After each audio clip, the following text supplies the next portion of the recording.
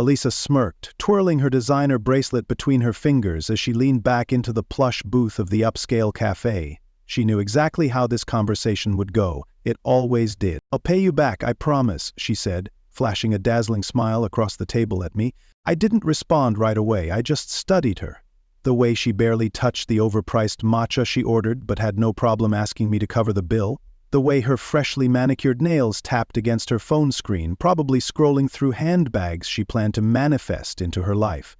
The way she said those words as if they meant anything. She had no intention of paying me back, she never did. And yet she sat there, bold as ever, making promises that were as empty as her own bank account. The thing is, I never minded being generous when it was appreciated. I had no issue with buying gifts or helping someone out. But Elisa wasn't looking for help. She was looking for a financial doormat, a man who would endlessly fund her lifestyle while she threw breadcrumbs of affection my way, and for a while I let her think she had me. I played my role well. I let her believe I was still her safety net, the guy who would always pick up the tab, always transfer her money when her card wasn't working, always be the one she could turn to when rent was due, and her luxury shopping addiction had drained her account again. But people like Elisa? They only learn when the lesson is expensive. So I waited. I didn't argue when she asked for more. I didn't make a fuss when she forgot to pay me back the last time, or the time before that, or the time before that. I simply let her dig herself deeper, let her believe she still had a hold on me, until the day came when she really needed me. That morning I could tell something was different. Elisa's messages were unusually sweet. She called me babe 3 times in a single text. She asked how my day was, something she usually didn't care about unless it led to me sending her money. And then, as expected, she dropped the real reason for her sudden affection. "Hey, baby, can you help me out? Just a little loan? You know I'll pay you back. I really need it this time." It was showtime. I kept her waiting, let her sweat a little. Then finally I sent the transfer. $1. With a message attached, "Here's all you're worth." It took exactly 37 seconds for my phone to light up with an incoming call. I let it ring. A minute later, another call, declined. Then the messages started. "Well, TF, is this Ryan? Are you serious right now? You think this is funny? You better fix this." Fix this? There was nothing to fix. I had given her exactly what she had earned. I watched as the text bubbles popped up, disappeared, then popped up again. She was typing and deleting, probably trying to figure out how to manipulate her way out of this one. Then, the final blow. I blocked her. Just like that, the personal ATM she thought she had access to was officially closed. And Elisa? She was left screaming at a phone that would never answer her again. Elisa's rage came in waves. The moment she realized I had sent her only $1, she exploded. My phone, once a tool she used to demand money, was now a battlefield of unanswered calls and furious texts. At first she thought it was a joke. "Ryan, very funny. Now send the real transfer." I let her wait. A few minutes passed before she tried again, her patience wearing thin. "Ryan, stop playing. I need the money, now." I could picture her in real time, sitting wherever she was, probably her apartment that I had unknowingly helped fund, her manicured fingers aggressively typing, her perfectly contoured face twisted in frustration. She was so used to getting her way that the idea of being denied was something she couldn't process. Another message followed, then another, each one more frantic than the last. "What is wrong with you? Don't ignore me. I know you saw my messages." The anger in her texts practically bled through the screen. Elisa had always been confident in her ability to manipulate, to sweet talk and guilt trip her way into getting whatever she wanted. But now, for the first time, she was powerless, and she hated it. I watched as she kept trying. A missed call, another, then a voicemail. I didn't listen to it. I already knew what it would say. First the fake sweetness, then the guilt trip, and finally the threats. It was a cycle I had seen too many times before. But this time? This time was different. This time I was the one in control. I scrolled through our old messages, reading through the countless times she had promised to pay me back. The empty words, the fake sincerity, the little hearts she added to make me think she actually cared. It was all there, laid out in black and white. It was almost laughable. She had convinced herself that I would always be there, that I would keep throwing money at her just to keep the peace. She had spent months, maybe even years, crafting the perfect illusion of the devoted girlfriend while treating me like nothing more than a walking bank account. And now, the withdrawal limit had been reached. I set my phone down and stretched, enjoying the silence of my apartment. No more demands, no more stress, no more being used. It was freeing in a way I hadn't expected. Alyssa, on the other hand, wasn't handling it so well. An hour passed, then another, and then, finally, the real meltdown began. She started sending voice notes. I played the first one on speaker, lounging on my couch as her high-pitched fury filled the room. "Ryan, are you effing serious?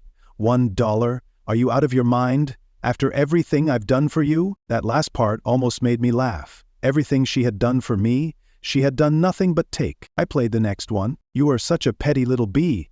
You're acting like a child. I needed that money. What kind of man does this? Oh, so now I wasn't a man? Funny, because last week I was the best boyfriend ever when I covered her spa day." The next message was even better. "You're going to regret this. I swear to God, Ryan, you will regret this." Regret? No, I didn't think so. The final voice note was quieter, her anger starting to twist into something else. Desperation. "Please, Ryan.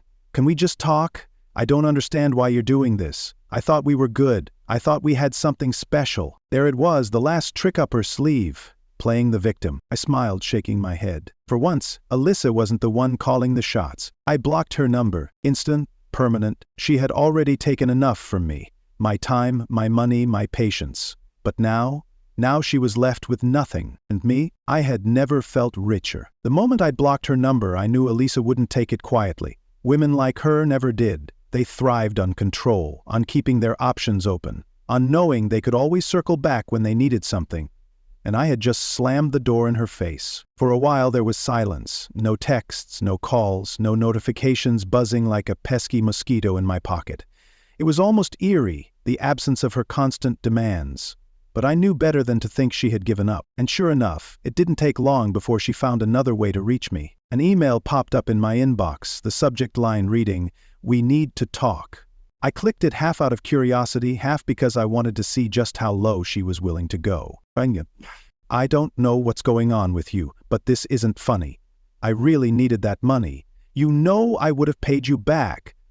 I don't understand why you're doing this to me. Please just call me. Let's fix this. I miss you." Elise? She still thought this was a misunderstanding, that if she played her cards right, I'd cave. That was her problem. She believed everyone would always fold under enough pressure, enough fake sweetness, enough well-timed tears. I didn't respond. The next email came an hour later. "Ryan, are you seriously ignoring me? After everything? Why, you're a coward. A broke, bitter little coward. I should have left you a long time ago. You were never on my level. Good luck finding someone as good as me." There it was, the shift. The first email had been all soft words and pretend concern, but now the claws were coming out. She was scrambling, panicking, and that meant she was running out of options. Another email came through minutes later. "Fine, you want to act like a child? Enjoy being single, loser. But don't come crawling back when you realize you lost the best thing that ever happened to you." I leaned back in my chair, letting out a breath I hadn't realized I was holding. Alyssa still didn't get it. She thought this was a game, that I was trying to punish her for some small slight. She didn't understand that this wasn't temporary. She wasn't getting a second chance. I didn't reply. I didn't need to. The real panic would set in when she checked her banking app and realized I wasn't there to save her anymore. And sure enough, the final email came later that night. Stripped of arrogance, stripped of manipulation. "Ryan, please, I don't know what to do." I closed the email. That was no longer my problem. Alyssa had always lived with the certainty that no matter what she did, there would be someone to catch her. A safety net, a backup plan, a man who would bail her out when she inevitably found herself in trouble. And for a while I had been that person. But not anymore. The moment she saw that $1 transfer, the reality of her situation started sinking in. And when she realized I had blocked her, that was the first time she had ever truly been alone. I imagined her reaction when she checked her bank account, scrolling through, searching desperately for a deposit that wasn't coming. She had spent months, years even, living beyond her means, depending on me to cover the gaps. The designer bags, the expensive brunches, the spa treatments. None of it had been paid for with her own money, and now she was drowning. It didn't take long before she tried a new angle. If she couldn't reach me, she would go through the people around me. I got a text from my best friend, Nate. "Bruh, Elisa just hit me up. She's asking if you're okay." Playing the concerned girlfriend card. I laughed. Of course she was. Alicia wasn't just manipulative, she was strategic. She knew Nate had always been neutral, someone who never got involved in our relationship drama.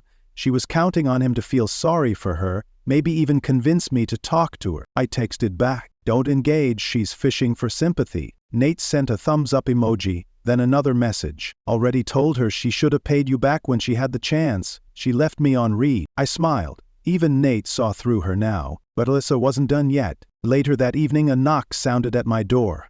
I had a feeling I already knew who it was before I even checked the peephole, and there she was, standing in the hallway of my apartment building, looking far less put together than usual. No designer bag, no expensive jewelry, just a hoodie and leggings, her hair tied up in a messy bun.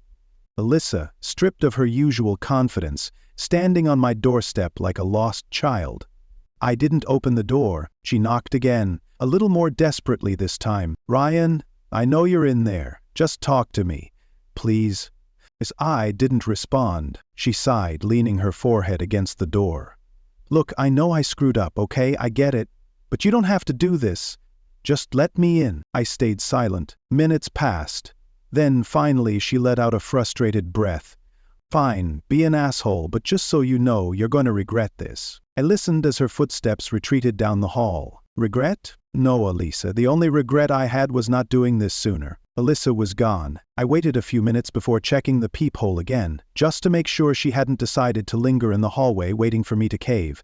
But all I saw was an empty corridor. The space where she had been standing just moments ago now filled with silence. And that silence? It was beautiful. For the first time in a long time, there was no weight on my shoulders. No anxious expectation of another message asking for money. No feeling of being drained dry by someone who never intended to give anything in return. Alyssa wasn't used to losing. She had built her entire life around the assumption that people, especially men, would always give in to her demands.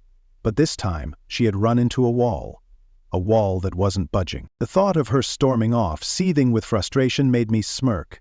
But I also knew she wasn't done yet, because people like Alyssa, they don't just walk away. The next morning I woke up to a barrage of new messages, not from her directly, but from mutual acquaintances. She had started spinning her own version of events, trying to paint herself as the victim. "Dude, Alyssa's saying you just randomly cut her off, that you blindsided her. She's telling people you ghosted her for no reason. She posted a cryptic Instagram story about being betrayed by someone she trusted." I shook my head. It was almost impressive the speed at which she shifted into damage control mode. She couldn't admit she had used me. That would mean taking responsibility, and Alyssa wasn't capable of that. Instead, she had to rewrite the narrative, make it look like I was the villain, the cruel and heartless ex who abandoned her without cause. I could have fought back. I could have exposed her lies, sent screenshots of every fake promise she had made, let everyone know exactly why I had cut her off.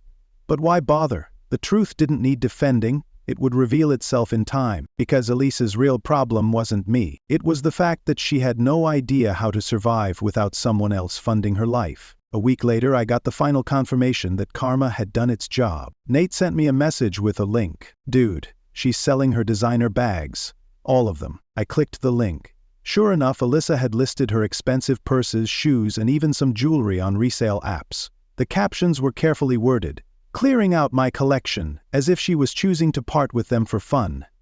But I knew better. She was desperate. And the best part? I hadn't lifted a finger. No revenge plots, no public humiliation, just the simple, poetic justice of letting her deal with the consequences of her own actions. She had spent months treating me like an ATM. Now she was learning what it felt like when the withdrawals stopped. For good.